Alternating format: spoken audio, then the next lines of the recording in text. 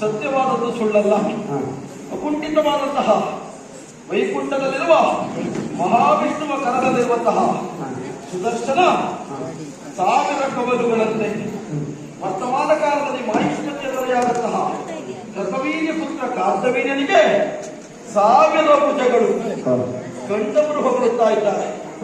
ಹಾಗಾದ್ರೆ ಹುಟ್ಟುವಾಗಲೇ 1000 ಭುಜಗಳು ನನಗಿತ್ತ ಕೇಳಿದ್ರೆ, ಇಲ್ಲ ಸ್ವಾಮಿ, ಹುಟ್ಟುವಾಗ ಕರವಿಹೀನನಾಗಿ ಹುಟ್ಟಿದವನು ನಾನಿದ್ದೇನೆ. ಗುರು ದತ್ತಾತ್ರೇಯರ ಅನುಗ್ರಹವಲ್ಲ, ಕರವಿಹೀನನಾದಂತಹ ನನಗೆ 1000 ಭುಜವನ್ನು ಅನುಗ್ರಹಿಸಿದರು.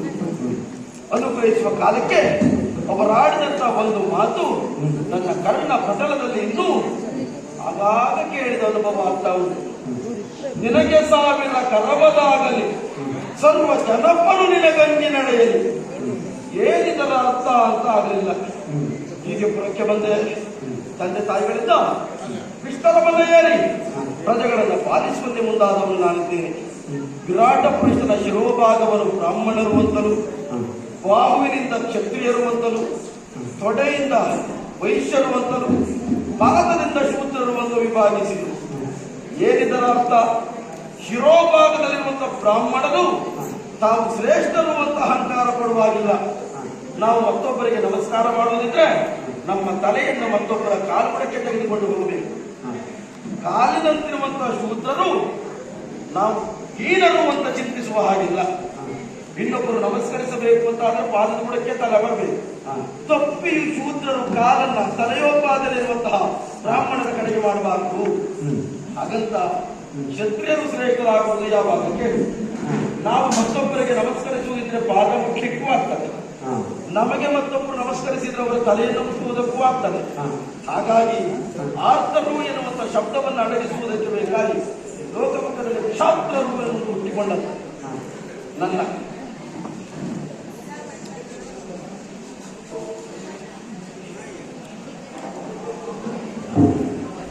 ನಾನು ಮಾಡಬೇಕಾದಂತ ಕಾರ್ಯ ಹೌದು, ಆದ್ರೆ ಲೋಕದಲ್ಲಿ ಎಲ್ಲೆಲ್ಲ ನನ್ನ ಕುರಿತಾಗಿ ಒಂದೊಂದು ಅಪಸ್ವರ ಬರುವುದಕ್ಕೂ ಮೊದಲು ದಿಟ್ಟ ನಿರ್ಧಾರವನ್ನು ಕೈಗೊಂಡವನಾಗಿದ್ದೇನೆ. ದಿಗ್ವಿಜಯವನ್ನು ಕೈಗೊಂಡು ದಿಕ್ಕಿಗೆ ಹೋಗಿ ದರಾಪಾಲಕರಿಂದ ಕಪ್ಪಗಾಣಿಕೆಯನ್ನು ಪಡೆದವನಿದ್ದೇನೆ. ಅದೆಷ್ಟೋ ಜನರು ಪ್ರಪಂಚದಲ್ಲಿ ಹೋರಾಟ ಮಾಡುವ ಕಾಲಕ್ಕೆ ನನ್ನ ಸಾವಿರದ ಕರದಲ್ಲಿ ಕೆಲವು ಕರಗಳು ಕತ್ತರಿಸಲ್ಪಟ್ಟವು, ಮತ್ತೆ ಮತ್ತೆ ಚುಗುರು ಹೊಡೆದವು. ಆಗ ಗುರುಗಳಾಡಿದ ಮಾತಿನ ಸತ್ಯ ಅರ್ಥ ಆದವು. ನಿನಗೆ ಸಾವಿರ ಕರವದಾಗಲಿ ಸಾವೇ ಇರದ ಕರ ಅಂತ ಆಮೇಲೆ ಅರ್ಥ ಆಯ್ತು. ದಿಗ್ವಿಜಯವನ್ನು ಬಯಸಿ ಪುರಪ್ರವೇಶದ ಸಿದ್ಧಲಿದ್ದೇನೆ. ಅಪ್ಪಪ್ಪ, ಇದು ಕಾಲ ಯಾವುದು ಅಂತ ಯೋಚಿಸಿದ್ರೆ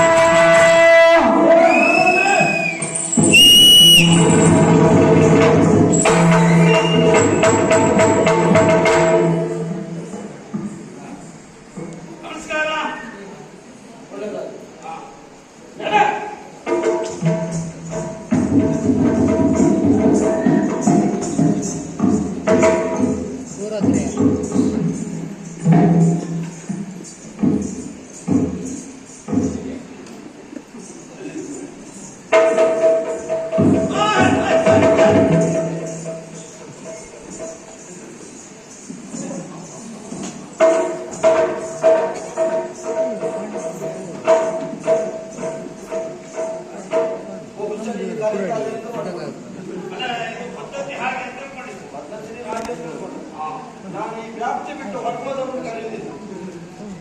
ಅದು ಮತ್ತೆ ಗೊತ್ತಾಗಿದೆ, ಈ ವ್ಯಾಪ್ತಿಯ ಒಳಗಿದ್ದವರು ಮಾತ್ರ ಕರೆಯುವುದು. ಅಲ್ಲಿ ಒಂದು ಪ್ರಕಟಣೆ ಮಾಡಿದ್ರೆ ಆಗ್ತಿತ್ತು. ಮತ್ತೆ ಪ್ರಕಟಣೆ ಮಾಡಬೇಕು ಅಂತಿಲ್ಲ, ಸಂಸ್ಕಾರ ಇದ್ದವರಿಗೆ ಗೊತ್ತಾಗ್ತದೆ. ಒಂದರಷ್ಟು ತೆಗೆದಾಗ್ತದೆ ಅಂತ ಹೇಳುದ ನೀವು. ಅದಲ್ಲದೆ ಇದ್ರೆ ನಾನು ನಿನ್ನ ಇಟ್ಕೊಳ್ತೇನೆ. ಅದು ಪೂರ ಬಿಟ್ಟವ ಅಂತ ಹೇಳಿದೆ. ಹೌದಪ್ಪ, ನಿನ್ನನ್ನು ಇರಿಸಿಕೊಂಡದ್ದೇ ನನ್ನ ವಿನೋದಕ್ಕೆ ಬೇಕು. ಹೌದು. ಅಂದರೆ ಪೂರ ಬಿಟ್ಟವನ್ನ ಇಟ್ಟುಕೊಂಡಿದ್ದೇನೆ ಅಂತ ಅಲ್ಲ. ಅಲ್ಲ. ಒಂದೊಂದು ಸಂದರ್ಭದಲ್ಲಿ ಸಂಸ್ಕಾರದ ದಾರಿಯನ್ನು ದಾಟುವವ ನೀನು. ಯಾಕೆ ದಾಟುವವ? ಯಾಕೆ? ನನಗೆ ವಿನೋದವಾಗಬೇಕು, ಅದೇ ಉದ್ದೇಶ, ನನಗೆ ಸಂತೋಷ ಕೊಡಬೇಕು ಅಂತ. ನೀವೇನಿದ್ರು ದೊಡ್ಡವರೇ ನೀವು ಅಲ್ಲ. ಹೊರಟಿಲ್ಲ. ಹೌದು. ಹೋಗುವಾಗ ಎಲ್ಲಿಗೆ ಯಾಕೆ ಏನು ಕೇಳಿಕ್ಕಿಲ್ವಾ? ಈಗ ಸರಿ ಇದ್ದವರ ಹತ್ರ ಅದು ಕೇಳ್ಬೋದು. ನಾನೀಗ ಸರಿ ಇಲ್ಲ ಅಂತ ಹೇಳುದ? ಹಾಗಲ್ಲ, ನೀವ್ಯಾರು ನಾವ್ಯಾರು ಅಂದ್ರೆ ಸರಿ ಸಮಾನರಾದವರಲ್ಲಾದ್ರೂ ಕೇಳ್ಬೋದು. ನಿಮ್ಮಲ್ಲಿ ಕೇಳಲಿಕ್ಕೆ ಆಗ್ತದ? ಈಗ ಕೇಳಲೇಬೇಕಂತ ಎಲ್ಲಿಗೆ ಏನಂತ ಕೇಳಿದ್ರು ಅಧಿಕ ಪ್ರಸಂಗಿ ಆಗುದಿಲ್ಲ. ನೀನು ಅದನ್ನು ಕೇಳಿ ಆಗ್ಬೇಕಾ? ಅದಕ್ಕೆ ನಾನು ಅವಾಗ ಹೇಳಿದ್ದೆ. ಅಂದ್ರೆ ನಾನು ದೊಡ್ಡ ಅಧಿಕ ಪ್ರಸಂಗಿ ಅಂತ ಹೇಳುದ? ನೀನು ಅಂತ ಅಲ್ವಾ, ನಿನ್ನ ಸಾಲಿನಲ್ಲಿದ್ದವರೆಲ್ಲರೂ ಅದೇ. ಹೌದಾ? ನಿಮ್ಮನ್ನು ಅದಕ್ಕೆ ಇರಿಸಿಕೊಂಡ ಅಧಿಕ ಪ್ರಸಂಗಿ. ಮತ್ತೆ ನೀವು ಸರಿ ಇದ್ದವರೇ ಹೌದು ಅಂತಾಗಿದ್ರೆ ನಿಮ್ಮನ್ನ ಸೇನಾ ಬಲಕ್ಕೆ ಸೇರಿಸಿಕೊಳ್ತಿರ್ಲಿಲ್ವಾ? ನಿಮ್ಮ ಸಾಲೇ ಪ್ರತ್ಯೇಕ ಹೋಗು ಅಂತ ಹೇಳಿ ನನ್ನ ಹೆಂಡತಿ ಮನೆಗೆ ಹೋಗು ಅಂತ ಹೇಳಿ ಪದೇ ಪದೇ ಮಾಡಿದ್ರೆ ಸಿದ್ಧವಾಗ್ತದೆ. ಅಲ್ಲ, ನೀವೆಂತ ಮರ ಇದೆ, ನೀವು ಹೇಳಿದೆ ಅಂತದ್ದು ಹೆಂಡತಿ ಮನೆಗೆ ಹೋಗು ಅಂತ ಹೇಳಿದ್ರೆ ಮತ್ತೆಂತ ಹೊರಟೆ ನಾನು. ಯಾಕೆ ಏನು ಅಂತ ಕೇಳಿಕ್ಕಿಲ್ವಾ? ಹೌದು ಮರ, ಇದು ಕಲ್ಪನೆ ಇಲ್ಲ ನನಗೆ. ನಿನಗೆ ಇದೆಲ್ಲ ಕಲ್ಪನೆ ಇದ್ದಿದ್ದೆ, ನೀನು ಹೀಗಿರ್ತಿದ್ಯಾ? ನೀವೆಂತ ಹೇಳುದಿದ್ರೆ ಹೇಳ್ಕೊಳ್ಳಿ. ಮತ್ತೆ ಯಾಕೆ ಏನು ಅಂತ ಕೇಳಿದ್ರಿ? ಯಾಕೆ? ಈಗ ನಿನ್ನ ಕರೆದದ್ದೇ ಗೊತ್ತಾಯ್ತಾ? ಯಾಕೆ? ನನಗೀಗ ಮನಸ್ಸಾಯ್ತು, ಆದ್ರಿಂದ ನಿನ್ನ ಕರೆದ. ನನಗೀಗ ಎಂತ ನೀವು ಹಾಗೆಲ್ಲ ಹೀಗೆಲ್ಲ ಮಾತಾಡ್ತೀರ. ನಿಮ್ಗೂ ಮನಸ್ಸಾದ ನಾನು ಎಂತ ಮಾಡುವುದು? ಮಾರೇ, ನನಗೆ ಮನಸ್ಸಾದಾಗ ನೀನೇ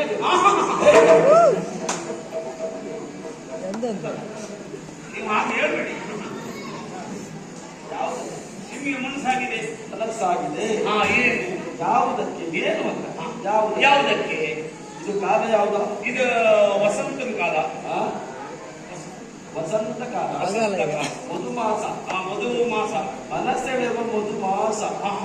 ವಸಂತ ಕಾಲ ಬಂದಾಗ ಮಾವು ಚಿಗುರಲೇಬೇಕು, ಕೋಗಿಲೆ ಹಾಡಲೇಬೇಕು. ಆಮೇಲೆ ಆಗಬೇಕು. ವಸಂತ ಕಾಲ ಬಂದಾಗ ಧರಣಿ ದೇವಿ ಹಸಿರುಣಿಗೆಯನ್ನು ಕೊಟ್ಟು ತನ್ನ ಇನಿಯನ ಬರೋಣಕ್ಕಾಗಿ ಕಾಯ್ತಾ ಇರ್ತಾನೆ. ಹೌದು. ಧರಣಿ ದೇವಿ ಅಂತ ಯಾರು? ಇವಳು ಭೂಮಿ ತಾಯಿ. ತನ್ನ ಇನಿಯನ ಬರೋಣ ಅಂತ ಹೇಳಿದ್ರೆ ಭೂಮಿ ತಾಯಿಯ ರಮಣ ಯಾರು? ಯಾರು? ಮಹಾವಿಷ್ಣು. ಅದನ್ನ ಬಿಟ್ಟರೆ ಲೋಕದಲ್ಲಿ ಭೂದೇವಿಗೆ ರಮಣ ಎನಿಸಿಕೊಂಡವರು ಯಾರು? ಭೂರಮಣ. ಅಲ್ವಾ? ಹೌದು ಮರೇ. ನಮ್ಮ ಬರೋಣಕ್ಕಾಗಿ ಕಾಯ್ತಾ ಇದ್ದ. ಹೌದು. ವನದ ಸೊಬಗನ್ನು ನೀವು ಸವಿಯಬೇಕು ನೋಡಿ. ಒಂದು ಎಷ್ಟು ಜೋಡಣೆ ಮರೇ. ಹಾಗೆ ಬಹಳ ಸಂತೋಷ. ನೀವು ಒಂದು 15 ವರ್ಷ ಹಿಂದೆ ಸಿಗ್ಬೇಕಿತ್ತು. ನಾನೇನೋ ತಯಾರಾಗ್ತಿದ್ದೇನೆ. 15 ವರ್ಷದಿಂದ ನಾನು ಹೀಗಿರ್ಲಿಲ್ಲ. ಇಬ್ಬರದು ಒಂದೇ ಅಲ್ಲ. ಯಾವುದು ಒಂದೇ? ನೀವು ಅವಾಗ ಏನು ಹಾಗಲ್ಲ. ಹೋಲಿಕೆ ಇಲ್ಲ ಅಂತಲ್ಲ, ಅಲ್ಲ, ಹೋಲಿಸಿಕೊಳ್ಳಲೇ ಬಹಳ ಆಯ್ತಾ? ಹಾಗಾಗಿ ವನವಿಹಾರದ ಕ್ರೀಡೆಯನ್ನ ಮಾಡಿ ಬರಬೇಕು ಎನ್ನುವ ಮನಸ್ಸು ನನಗಾಯಿತು. ನಿಮ್ಮ ಘನತೆಯು ಹೋಗುವೆನು ಅಬಲಾವಾರದೊಂದಿಗೆ. ಹೌದಾ? ಈಗ ಅಷ್ಟೆಲ್ಲ ದೂರ ಹೋಗುದು ಯಾಕೆ ಮರೆ? ಮತ್ತೆ ನಿಮ್ಗೀಗ ಜಲಕ್ರೀಡೆ ಆಡ್ಬೇಕಲ್ಲ? ಆಡುವ ಮನಸ್ಸಿದ್ರೆ ನಾನಿತ್ತಲ್ಲ ಬನ್ನಿ ಜಲಕ್ರೀಡೆ. ಒಂದು ದಪ್ಪ ಬಿಟ್ರೆ ಮತ್ತೆಲ್ಲ ನಾವು ಭಯಂಕರ ಚುಕ್ಕದ್ರಲ್ಲ. ಕರ್ಕೊಂಡು ಹೋಗಿ ಜಲಕ್ರೀಡೆ ವನವಿಹಾರ ಬನ್ನಿ. ಇದನ್ನು ಕರ್ಕೊಂಡು ಹೋದ್ರೆ ಜಲಕ್ರೀಡೆ ಆಗ್ಲಿಕ್ಕಿಲ್ಲ, ಅದು ಬೇರೆ ಆಗ್ತದೆ. ಯಾವುದೇ ಒಂದು ಆಟವೋ ಕ್ರೀಡೆಯೋ ಒಳ್ಳೆಯದಾಗಬೇಕಿದ್ರೆ ಏನಾಗಬೇಕು? ಅದಕ್ಕೆ ಸರಿಯಾದ ಪ್ರೇಕ್ಷಕರು ಬೇಕಾಗ್ತದೆ. ಹೆಣ್ಣು ಮಕ್ಕಳು ಬೇಕು.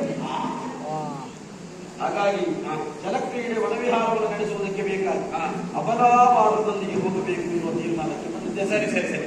ನೀನು ನನ್ನ ಮನೆಗೆ ಹೋಗಿ ಹೆಂಡತಿಯನ್ನು ತಗೊಂಡು ನಾನು ನನ್ನ ಮನದಲ್ಲಿ ಈಗ ಒಂದು ಬಯಕೆ ಹುಟ್ಟಿದೆ. ವನವಿಹಾರದ ಕ್ರೀಡೆ ಹೌದು ಬರುವುದಕ್ಕೆ ಹೇಳಿದ್ದಾರೆ ಅಂತ ಹೇಳಿ ಅವ್ರನ್ನ ಕರ್ಕೊಂಡು ಹೋಗ್ತೀಯ. ಇಷ್ಟು ಮಾಡಿದ್ರೆ ಆಯ್ತಲ್ಲ. ಅಷ್ಟೇ ಮಾಡುದು ಅಷ್ಟೇ. ನಾನು ನಿನ್ನ ಹತ್ರ ಇಷ್ಟೇ ಮಾಡುವ ಅಂತ ಹೇಳಿದ್ರೆ ಎಷ್ಟೇ ಮಾಡುವುದಲ್ಲ. ಇಷ್ಟೇ ಮಾಡು. ನೋಡಿ ನಾವು ಹಾಕಿದ ಕೆರೆಯನ್ನು ದಾಟಿ